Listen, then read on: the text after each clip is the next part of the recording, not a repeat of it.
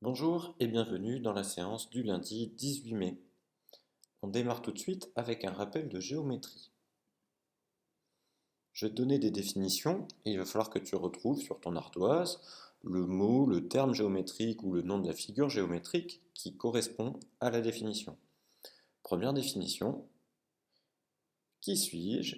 Je suis un trait droit qui relie deux points. Je suis donc un trait droit tracé à la règle, mais limité par deux points. C'est bon pour toi, tu as trouvé? Sinon, comme d'habitude, tu mets sur pause le temps de finir d'écrire. Allez, je te donne la réponse. Évidemment, c'est un segment. Un segment, c'est bien un trait qui relie deux points. Donc par exemple, un côté d'un polygone, c'est un segment.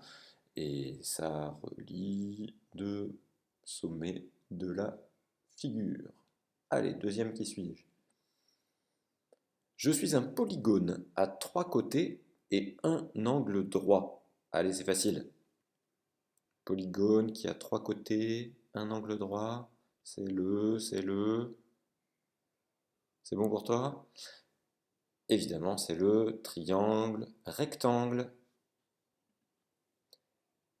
Maintenant, je suis un polygone à quatre côtés, tous égaux et sans angle droit.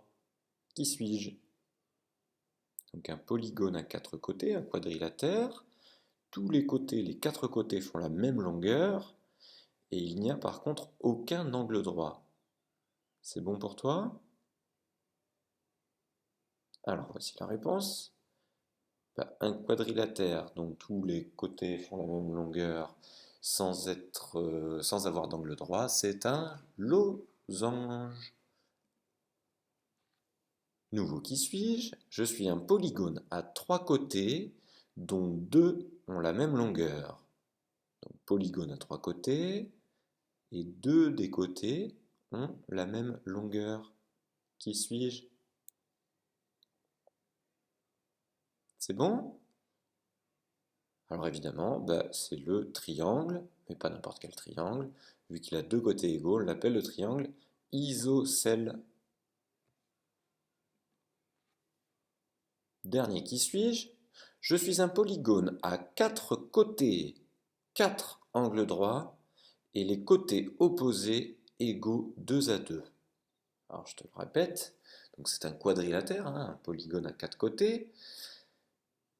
Il a quatre angles droits, et les côtés opposés sont égaux, donc font la même longueur d'un côté et de l'autre.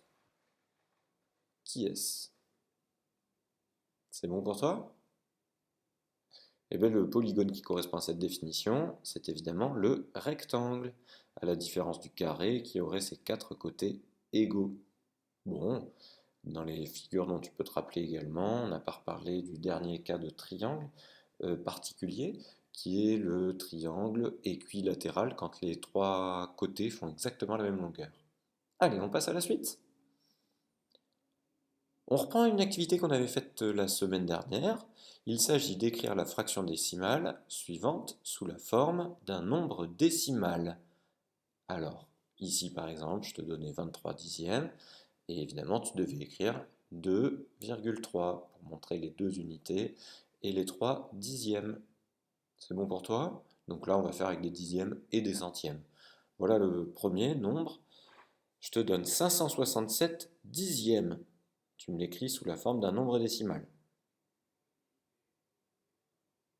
C'est bon pour toi? Sinon, tu mets sur pause. Tu as le droit également de te servir du tableau de numération hein, pour t'aider si tu as besoin. Allez, je te montre la réponse du premier. 567 dixièmes en nombre décimal. On écrira 56 dans la partie entière et 7 dans la partie décimale, soit 56,7. 7 centièmes. C'est bon pour toi? Sinon, toujours pareil, tu mets sur pause, je vais révéler la réponse. 7 centièmes, ça s'écrit évidemment 0,07. Les centièmes sont le deuxième chiffre après la virgule, donc il nous faut des zéros pour compléter. 456 centièmes. C'est bon pour toi? Allez, évidemment, comme on l'a dit, les centièmes sont le deuxième chiffre après la virgule, donc là il me faut deux chiffres après la virgule, donc je mettrai le 5 et le 6 après la virgule dans la partie décimale, et le 4 dans la partie entière, soit 4,56. Enfin, je te demande de m'écrire le nombre décimal qui correspond à 79 dixièmes. Facile, c'est bon pour toi? 79 dixièmes, ça s'écrit 7,9 bien sûr.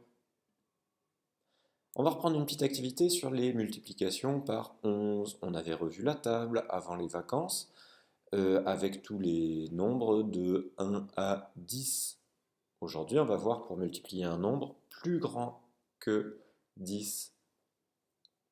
En l'occurrence, là, je te demande de faire 24 fois 11. Je te laisse chercher, tâtonner vite fait sur l'ardoise. On avait déjà travaillé ce genre de choses, normalement ça devrait revenir. C'est bon pour toi? Donc 24 fois 11, tu as trouvé? Normalement, tu as dû trouver 264.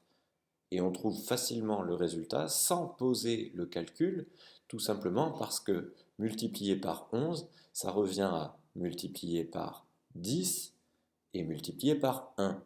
Donc dans sa tête, on fait 24 fois 10, c'est facile, chaque chiffre du nombre prend une valeur 10 fois plus grande, et 24 fois 1, bon, ben, chaque chiffre garde la même valeur. Écrit autrement, ça revient donc à faire 240 plus 24. Ben, c'est facile, en gros le 2, le premier chiffre, je le mets au chiffre des centaines, le 4, le chiffre des unités, je le garde au chiffre des unités, et puis je vais additionner le 2 et le 4, les deux chiffres qui composent mon nombre, pour trouver le nombre du milieu. 2 plus 4, ça fait 6. La réponse sera donc 264. C'est bon pour toi? Eh bien, on en a quelques-uns à faire. 35 fois 11. Comme d'habitude, n'hésite pas à mettre sur pause si tu as besoin de plus de temps, je vais révéler la réponse. 35 fois 11, bien sûr, ça fera 385. 27 fois 11. 27 fois 11, c'est bon. 27 fois 11 fera 297. 18 fois 11, c'est bon. 18 fois 11, bah c'est facile, hein. Ça fera 198, parce que 1 plus 8 fait 9. Et puis un petit dernier, 54 fois 11. C'est bon pour toi? Alors, 54 fois 11 fera 594, bien sûr. On passe à la partie apprentissage du jour. Dans la partie apprentissage, aujourd'hui, on va revenir sur les solides. Et je te demande de compléter les fiches d'identité des solides. Donc tu as reçu une fiche comme ça où les solides sont dessinés en 3 dimensions. Alors par convention, hein, quand on dessine, donc c'est-à-dire sur un papier, on n'est plus qu'en 2 dimensions, un solide qui normalement lui est dans l'espace, on dessine en traits pleins les faces visibles, les arêtes pardon, visibles, et puis les arêtes qui correspondent aux faces qui sont cachées, on les met en pointillés. Donc voici 3 solides, le cube, le pavé, le tétraèdre, et je te demande pour chacun des solides de compléter la fiche d'identité du solide en donnant son nombre de sommets, son nombre d'arêtes, les traits, si tu veux, qui séparent chacun, et qui relient chacun des sommets et qui séparent chacun des côtés des faces, et puis les faces qui sont sur chacun des côtés, si tu veux, de la figure. Et puis une dernière question, les faces sont des, mais il peut y avoir plusieurs figures. Ok?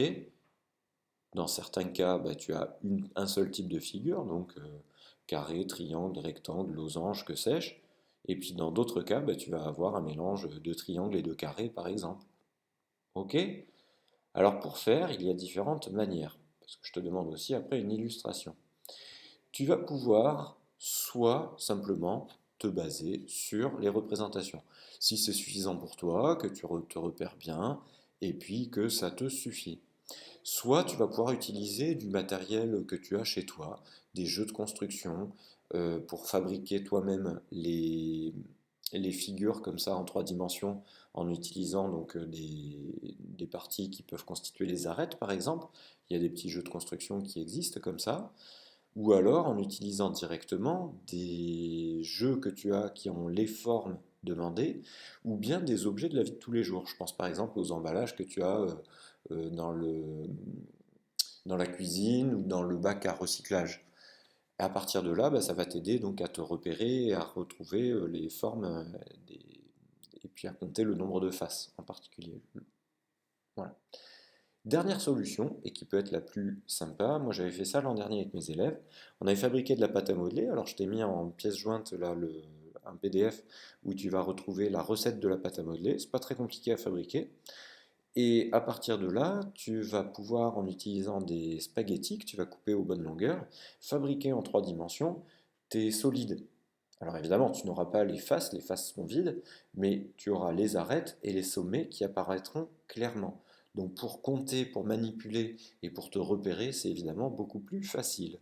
Alors je te laisse faire en fonction de ce que tu as à disposition à la maison, et puis n'oublie pas, essaye de me renvoyer donc les fiches d'identité, soit tu prends en photo, soit tu numérises, tu scannes, et puis comme ça je verrai ce que tu as fait. Si tu arrives à faire de la pâte à modeler et à construire comme ça, n'hésite pas pareil à m'envoyer des photos de ce que tu auras réalisé.